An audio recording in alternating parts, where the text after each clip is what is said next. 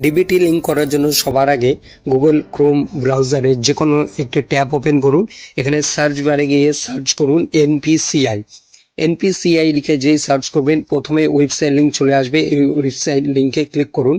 Click করার পর এরকম একটি ইউজার ইন্টারফেসে এনপিসিআই এর ওয়েবসাইট আপনাদের মোবাইল স্ক্রিনে ওপেন হবে। তো উপরে মেনু 3টে ডটের অপশন আছে, এখানে ক্লিক করুন। এরপর কাস্টমারের অপশনে ক্লিক করুন। ক্লিক করার পর এখানে ভারত আধার সিডিং এনাবেলার এই অপশনটিতে ক্লিক করুন। এই অপশনটিতে যে ক্লিক করবেন বন্ধুরা, আপনাদের মোবাইল স্ক্রিনে নতুন একটা পেজ ওপেন হবে। এখানেই আপনারা অপশন পেয়ে যাবেন আধার সিডিং। তো আপনার ব্যাংক অ্যাকাউন্টে আধার সিডিং করার জন্য এই অপশনে ক্লিক করুন। ক্লিক করার পর এখানে সবার আগে আপনাদের আধার নাম্বারটা ফিল আপ করুন।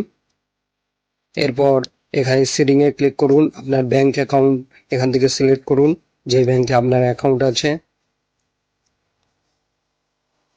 সিলেক্ট করার পর ফ্রেশ সিডিংয়ে ক্লিক করুন। এরপর আপনার অ্যাকাউন্ট নম্বর ফিল আপ করুন, আপনার ব্যাংক অ্যাকাউন্ট নম্বর। এবার আরেকটি বার আপনার ব্যাংক অ্যাকাউন্ট নম্বর এখানে ফিল আপ করুন। এরপর এই কনসেন্টটিকে ঠিক করে সিম্পলি নিচে ক্যাপচা আছে, ক্যাপচাটিকে ফিল আপ করুন। ফিল আপ করার পর সাবমিটে ক্লিক করে দিন। টার্মস অ্যান্ড কন্ডিশনটাকে এগ্রি অ্যান্ড কন্টিনিউয়ে ক্লিক করুন। এরপর আপনার মোবাইল নম্বরে রেজিস্টার্ড মোবাইল নম্বরে একটা ওটিপি আসবে, যেমনটা দেখতে পাচ্ছেন ওটিপি চলে আসছে আমার মোবাইলে।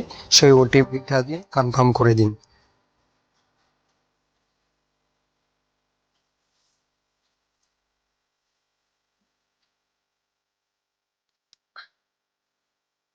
ওটিপি দিয়ে কনফার্ম যেই করবেন বন্ধুরা, আপনার কিন্তু ডিবিটি লিঙ্কটা হয়ে যাবে। এইভাবে খুব ইজিলি আপনারা আপনাদের যে কারেন্ট ব্যাংক অ্যাকাউন্ট আছে সেটার সাথে ডিবিটি লিঙ্ক করতে পারেন এইভাবে। যেমনটা দেখতে পাচ্ছেন ডিবিটি লিঙ্ক আমি অলরেডি করে রেখেছি, যার জন্য এখানে অলরেডি ম্যাপ দেখাচ্ছে।